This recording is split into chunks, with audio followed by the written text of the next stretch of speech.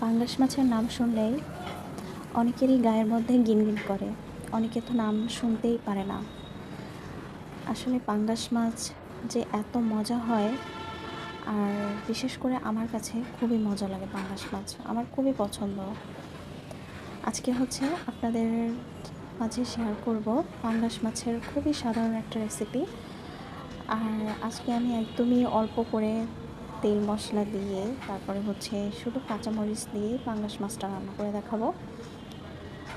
আমরা হচ্ছে সাধারণত এটা শুকনো মরিচ দিয়ে বেশ ভুনা ভুনা করে রান্না করি, কিন্তু আমি হচ্ছে একদমই সিম্পলভাবে কাঁচামরিচ দিয়ে রান্না করেছি।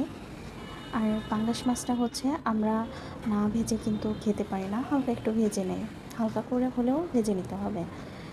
এই জন্য ফার্স্টে হচ্ছে আমি মাছটা একটু লবণ দিয়ে মাখিয়ে নিয়েছি। মাখিয়ে নিয়ে তারপর হচ্ছে আমি ফ্রাই প্যানের উপরে হলুদ দিয়ে তেল দিয়ে তারপর হচ্ছে মাছটা আমি ভেজে নিয়েছি। একদমই হালকা করে আমি ভেজে নিয়েছি। আমার কাছে মনে হয় যে কোনো মাছ ভুনাতে পেঁয়াজটা একটু বেশিই লাগে। এই কাটা পেঁয়াজটা যদি একটু বেশি করে না দেন, তাহলে কিন্তু যে কোনো মাছ ভুনাই কিন্তু ভালো লাগে না খেতে। এটাতে কিন্তু অনেকটা টেস্ট বাড়িয়ে দেয়। আপনি যে কোনো মাছ হচ্ছে একদমই হালকাভাবে সিম্পলভাবে রান্না করবেন, অল্প তেল মশলা দিয়ে, কিন্তু কাটা পেঁয়াজটা একটু দিবেন বেশি করে। দেখবেন যে তরকারির স্বাদই অন্যরকম হয়ে যায়, খুবই মজা লাগে খেতে। এখানে হচ্ছে আমি কড়াইয়ের উপরে তেল দিয়েছি। তেল দেওয়ার পরে আমি বেশ খানিকটা হচ্ছে কাটা পেঁয়াজ দিয়েছি। কাটা পেঁয়াজটা দিয়ে আমি একটু হালকা করে ভেজে নেব, একটু লাল করে ভাজতে হবে।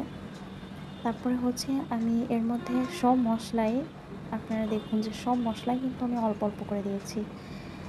একটু জিরা বাটা, ধনিয়া বাটা, একটু রসুন বাটা, একটু পেঁয়াজ বাটা, একটু আদা বাটা দিয়েছি। পাঙ্গাস মাছ রান্নাটাতে আমরা একটু আদা বাটাটা খাই। এটা হচ্ছে যার যার পছন্দ অনুযায়ী, আপনারা না চাইলে খাবেন না।